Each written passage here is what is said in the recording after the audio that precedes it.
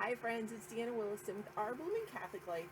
As you can see, I've brought the outdoors indoors today. So the picture I'm showing you in just a second is my Paw Paw patch outside. I started out with one small native Paw Paw tree, and it was in a styrofoam cup, and they didn't grow that year from the nursery that we had bought them.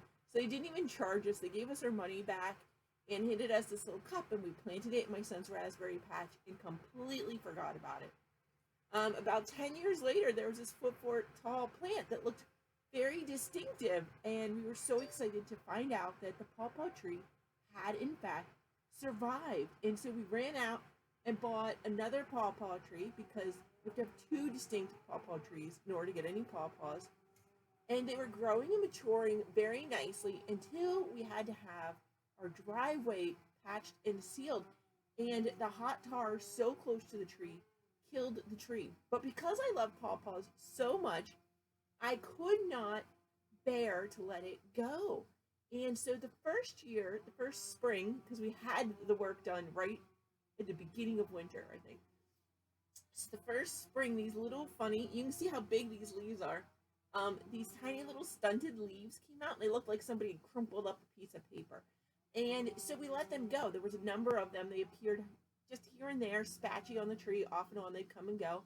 And so we knew the tree still had life. So we just kept trying to take good care of it, make sure it got watered. If it got too dry, whatever it needed, we were very attending to it.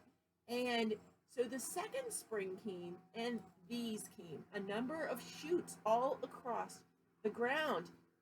Unfortunately, that still made them way too close to the driveway. They grew even closer than the old tree was, so we knew they were in danger and that they had to be cut this year. And sadly, I didn't have this idea until fall. So we're already in very early fall, but we're still in fall. So this project may not work, but I had to cut them anyway. And I thought, why not try and save them if I could? So I have some organic potting mix here, special for cuttings. And I have some rooting hormone here. And we're going to give this a try. So I'm going to go ahead and pause this. I'm going to get my dirt set up. I'll show you a picture of the Paw Paw patch outside. You can look if you see the tree stump is there. And all these great little guys growing around it. And I am so excited. If these hold, we can really expand our patch and hopefully get to eat some pawpaws or North American bananas next year. Hey friends, why not show you everything? So I'm going to use these cups because I have a lot of them. We tend to buy hero cups when we go to Mission Barbecue, and then we have them all over the house. And since pawpaws don't really like drainage, I thought it was a perfect cup. I don't really need to worry about the drainage holes at the bottom or putting rocks at the bottom. Pawpaws love moisture. They normally grow on riverbanks. They're very hard to cultivate. But I mean, probably won't work, but why not give it a shot? I have to cut those down anyway for safety around the driveway. They're a fairly low growing tree. Some people would call it more of a shrub. I would say ours are about 15 feet tall, and so that's what we get. So yeah, you can see driving a car under them makes everybody nervous. I will show you what this looks like. So this actually becomes dry, this potting soil. So I'm not sure how big it's going to fill up, right? So I'm only going to fill them maybe halfway full. And I can just scoop them straight down into the bag. Fill them about halfway full, maybe a little bit more in this one. And then we're going to add our water and see how it expands. We'll probably let it sit for a few minutes then. And just so that moisture really gets to all the soil. And then we'll come back and trim up our cuttings. Get started. See, we're just filling these up. And this is super easy. I'm just scooping these down the bag. These fit really nicely into the bag. Just scoop them up. Now you can see there's dirt around the edges of the cup. If you want to be a little cleaner, you can just use one cup as your scooper and then put the rest, you use it to dump the dirt and the rest of them. Now, I marked one cup blue so I would remember it's water, and I totally didn't already. There is water everywhere, mostly on me. Okay, so this gave me 1, 2, 3, 4, 5, 6, 7. I have 7 of these here. Let's get some water started. I'm just going to add a little bit of water to each and come back. It doesn't have like an exact measurement, so I may have to come back to some. Oh, ran out of water. Friends, I will advise you, if you're going to start this project, find something for your dog to do and turn your phone off and get rid of all your expectations. It's not like I've never done this before, but I am just making a crazy amount of mess today. So I realized my cup method, the soil wasn't really quite absorbing the water, so I went and got my giant bowl. I don't actually use this for food anymore. It is a giant stainless steel mixing bowl, super easy and hygienic to clean. So I dumped all the soil back in, added lots of water, mixed it. I didn't quite have the amount I needed, but it was really close. So what I did was I went out to my compost heap, which my most frequent donor to the compost heap is my rabbits. Now you're probably thinking, wait, is she saying what I think she's saying? Yes. Our rabbits, because all house rabbits, pet rabbits, and meat rabbits are all descended from European rabbits. We've talked about this before when we adopted the rabbits. And so European rabbits live in an underground complex that they dig out, and it's called a warren. Well, they don't want to attract predators to their warren, so they actually use a latrine a distance away from the entrance to their warren to lure predators away from it, not right to their warren. And so it's super easy to litter box train them, although they can be naughty in it. They get the general idea. So the poo, sorry for being so clear, the poo that they put in the litter box is their dry second poo. Rabbits have a complex system. First, when they eat the hay isn't all that nutritious, right? Or even their dry pellets. They might get a lot of greens, but when they process their food, they'll produce actually a pretty darn stinky poo first. If you've ever seen them and it looks like they're cleaning their private area, they may be. But they may also be getting the special bunny snack, we call it. And that's a cecal, or it's a very soft, very smelly, not quite done poo. And so they will actually eat it and reprocess that poo. And so the pellet that comes out, that's why it's so incredibly dry and really doesn't smell. And because we're using a litter box, it also has where we put their hay. They get an unlimited amount of hay, Timothy hay. Meat rabbits are going to get, or breeding rabbits are going to get alfalfa hay. It's a little bit higher in protein. But your average pet rabbit is not going to need that. We're going to eat some Timothy hay. So the litter box is inevitably going to have leftovers and scraps of your hay. So it's already got the hay, and then it's got the poo. We put it outside and we add any vegetables that have gone bad or fruits. We don't add meat or eggs because, again, that's stinky and that's going to attract predators.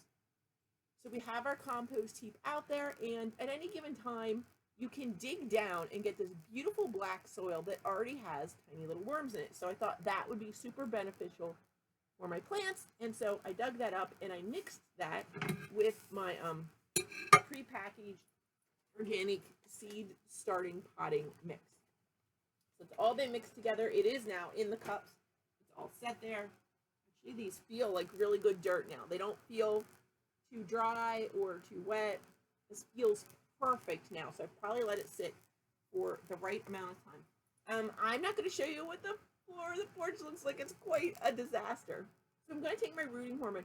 This is actually a dry powder rooting hormone. There are some that are wet that really want you to dip it in to water first, but let's just check our directions. And usually on these, you can't find the directions. It's at some point on the label, you have to peel. Now look, now I'm not going to be able to get it. To peel a section of the label back, and magically you get all these extra directions. So they're there, they're just hidden on the label. This says over and over, safety concerns. There's lots of safety concerns. You're going to need to read this yourself. And it's a violation of federal law to use this in a manner inconsistent with its labeling. Just says take about a 4 to 6 inch stem cuttings. That's obviously not what I have, but it is all this year's growth. That's important that it's this year's growth, so it's young and flexible, right? These had to be cut anyway, so I'm just trying to save them if I can. It does say for woody cuttings, usually wound by making a 1/4 inch notch at the basal end. So I am probably going to have to cut it, and I'm going to dip it about 1 inch into the powder, tap off excess powder and put it immediately in the moist media, and then you care for it like you normally would that type of plant. Okay, so we have to pull off this. Yeah, I've been having a crazy day, so I'm trying really hard to open this carefully. And I'll show you, it's just a little, it's actually blowing away in the wind, a very fine little powder.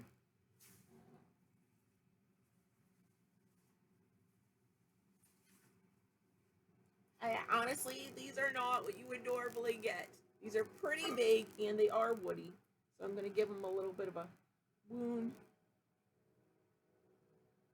Just using my pruning shears to make a little notch in there. So hopefully the media will go into that. So what I'm doing is basically breaking where the bark is. I can see where there's an area where it might grow out to the branch later. Kind of making that a little wound.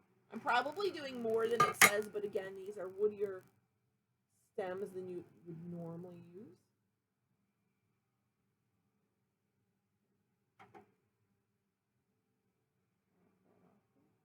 Trying to be very careful. Tap it off into there. And I'm going to grab one of my little pots here. Stick her down in there. And she grows some roots. So I'm going to repeat that process over and over, and I'm going to have a little Paw Paw patch on my porch. I'm going to put it out where my garden has been all summer, and hopefully we'll grow some pawpaws, and I'll be able to share some of these cuttings with friends. Wish us luck. If this doesn't work, I will try again in the spring, because I'm sure these are going to resprout and again be too close to the driveway.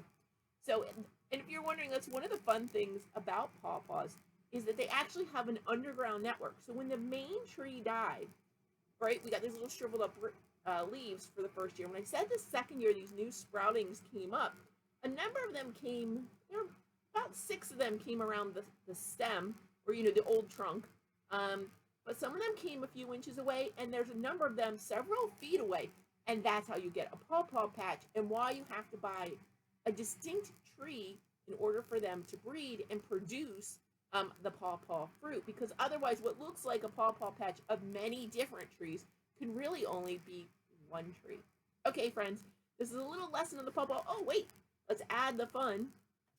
Just while we're talking about it quick, if I haven't mentioned before, pawpaws are such an ancient tree that bees do not help them with pollination. It's actually beetles and ants.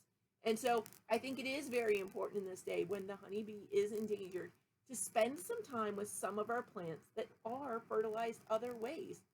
That's just my thought for the day. I hope you enjoyed. It wasn't exactly a Water Wednesday, unless you're my porch. Or my sweater back here. Water everywhere. God bless you, friends. I hope you enjoyed this little segment. Don't forget to like, share, and subscribe. Bye.